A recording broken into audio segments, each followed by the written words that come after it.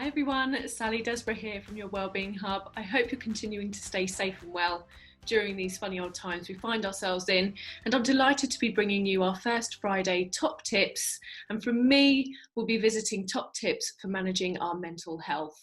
Mental health has been at the forefront of our minds over the recent weeks, particularly with Mental Health Awareness Week most recently. So I hope that this either concretes your learning or you find something new for you. Now, I can usually talk about this stuff all day long, so I am going to share my screen straight away because I only have 10 minutes. Okay, so managing our mental health then. So my first recommendation to you is to be kind to yourself. I think this is important more now than ever, and practicing self-compassion. So just quickly, what I'd like to ask you to do is think about a time when you felt sad or low, when you felt anxious, when something didn't go quite right, hadn't gone to plan, and how you spoke to yourself at that time. What did your inner voice say to you? And now think of a time where a friend might have spoken to you about a time that they felt sad or low, anxious, potentially something hadn't quite gone to plan for them, and how you spoke to them. When I ask people to do this exercise, there's usually quite a big parity between how people speak to themselves and how they speak to their friends. And the art of self-compassion is really learning how to speak to ourselves like we would a friend, to really provide that comfort to ourselves. Quite often we're self-critical. So being kind to ourselves can also mean don't try to do everything, particularly if we're living alone at the moment. We might be working during the week and it gets to the weekend and you think, oh, I'm going to do the dusting and the hoovering, and actually at the time it comes, oh, you can't be bothered, and that's fine. Don't try to do everything. There is so much going on at the moment, so be kind to yourself in that way. Look for ways to have fun as well. Look for a laugh, look for positive things. That's a great way of being kind to ourselves. Laughing is the best medicine, as they say. So try and find a funny cat video, or find a video of that comedian, or call a friend who you know will make you laugh. And also allow those thoughts and feelings to come up. So if we're feeling some level of uncomfortableness, it's okay. Don't try to suppress them. Allow them to come up and try and let them go. And if you are feeling scared or anxious, say it out loud. That can be quite cathartic. I feel scared at the moment. Okay, so that can be a cathartic process in just voicing those and letting them go. So that's my first top tip, is be kind to yourself. My second top tip is around having a routine. So as funny as it may sound, a routine can actually provide us with stability and certainty. We know that we're living in unprecedented times. I really didn't want to use that word. We're living in uncertain times, and actually providing that routine gives us that level of certainty, and it's great for our mental health. So something as simple as getting up at the same time of day and going to bed at the same time of day can really help our mental health.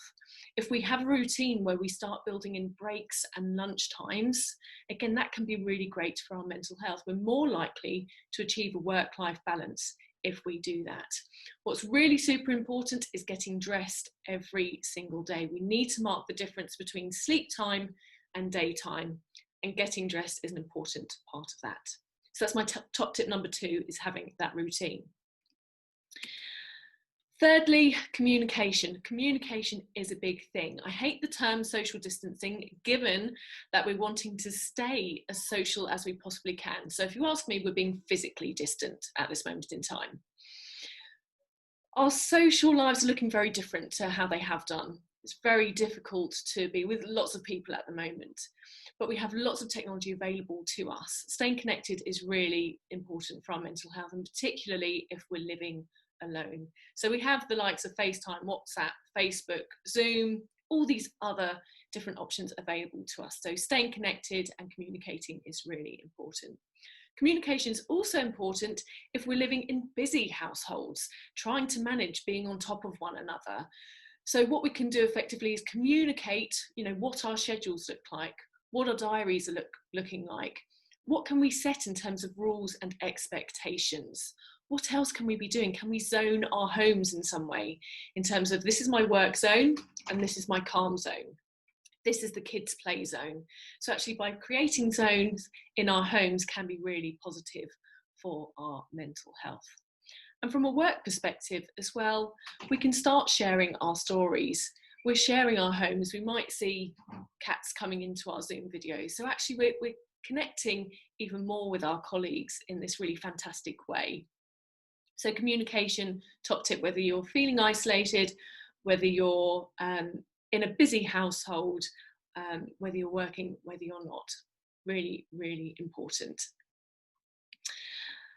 Get support. So if you do need support, work out what suits you in terms of where you can get that support from. It might be a friend, it might be a family member, it might be a colleague. You might have something through work in terms of an employee assistance program or some kind of helpline, but have a look at what your support looks like in terms of talking to someone. But also think about what other things help you. It might be reading, it might be playing some music or listening to some music, listening to a podcast, it could be going for a walk, it could be doing a jigsaw puzzle, but whatever that is to support you to feel good.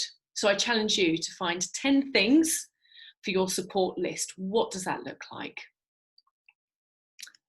Okay, and then be aware. Okay, so be aware of what you're paying attention to. There are so many different news stories, there are so many different articles, there's lots of things going on around us, and they're all quite negative. So we want to be aware of how much we're paying to that and how we're balancing that with positive stuff. Some of these news articles, some of these news headlines are, this may happen, this could happen, this might happen. This language can be really unhelpful because actually it's not factual. There's lots of predictions going on. Again, it's not factual. So we can try to avoid paying attention to these things if they're causing us elevated levels of anxiety and stick to the things that we do know. Look at sources like World Health Organization if you do want those updates, but try and balance that with the positive stuff as well.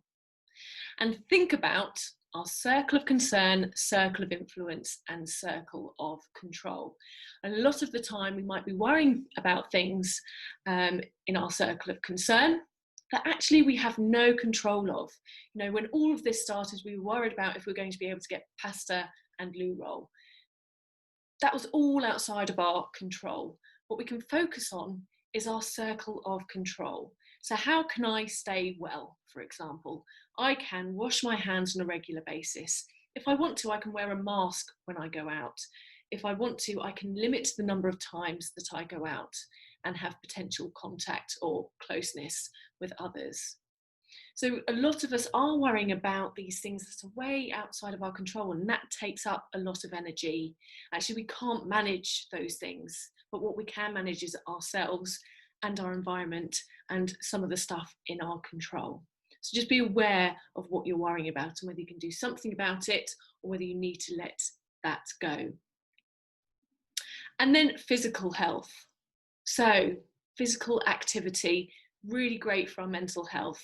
So it doesn't have to be formal exercise, it could be gardening, it could be, if you have an allotment, it could be doing PE with Joe Wicks, it could be doing yoga, walking, whatever that looks like. Physical activity is great for our mental health.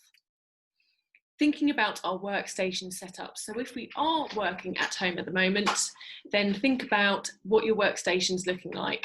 Ideally, if you're set up in a really good way and you have your desk set up, then 25 minutes stretching, okay?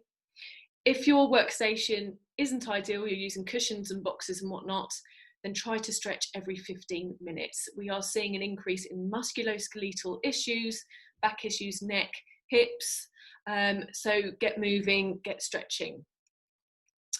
Sleep, really important for our mental health. Again, think about your sleep routine. Ideally, we should be shutting off our screens at least an hour before we go to bed. So that's laptops, phones, computers, televisions. Thinking about what that 1 hour looks like before you go to bed. So how you can have that downtime. So could you read? Could you meditate? Could you listen to some music? Could you have a warm bath? Okay, but sleep is really, again, very important for our mental health. Thinking about our nutrition. In times of stress, it is natural for us to reach for sugary foods, those foods that aren't necessarily as nourishing as other foods. It's very normal. It's a chemical reaction in our bodies. When we have heightened levels of stress, our glucose use goes up. So we see an increase in the use of our glucose in our bodies. And then actually we start to feel that dip after the stressful event, we might start to feel tired, and then we might reach for the donut or the pack of biscuits. Just be mindful about those habits that might be creeping in there. Also think about your caffeine intake. We know that can impact sleep and can also give anxiety symptoms. Thinking about alcohol intake, thinking about our smoking as well, if indeed we do smoke. So think about all these different habits. And then rest. So whilst physical activity can be really great, actually we do need to rest. We need to forget about this term lazy and laziness. Actually, if we do need to do nothing, we need to do nothing, and that's okay. So link that to being kind to yourself. And lastly, we have our 10 keys to happier living, which are written by Action for Happiness. Okay, spelling out great dream. So G, giving, so doing things for others, volunteering, or it could be just giving a smile or paying a compliment or something like that. Relating, so connecting with people, exercising, taking care of our bodies, awareness, living life mindfully. If we are going for walks, are we listening for the birds? Are we seeing the flowers and the butterflies? So really being present and in the moment. Trying out new things. It might be a bit more difficult in these times, but actually we can start painting by numbers or colouring or getting out a jigsaw puzzle or trying to learn a new language if we want to and if we have the space in our minds to do that. Direction, so having goals to look forward to. So we might set really small goals. By the end of the day, I want to have achieved this, or actually by the end of this horrendous situation, I would like to have achieved this. But a lot of people do get the benefits out of setting those goals. Resilience, so finding ways to bounce back, thinking about how do we manage our stress effectively to see the positive. Emotions, look for what's good, being grateful every day, showing gratitude for what you have, the people around you, what the day has brought you. It's a great way to close the day, and it's something that I do every night. I thank the universe for the people in my life, the events that have happened that day, who I've met, what I've done, and so on. It's a really great way to close the day before I go to bed. Acceptance, being comfortable with who you are. We may have days where we feel slightly lower or we feel down, and that's okay. And accepting those emotions, knowing that it is temporary and the next day is probably going to be better. Again, a great way of feeling happier.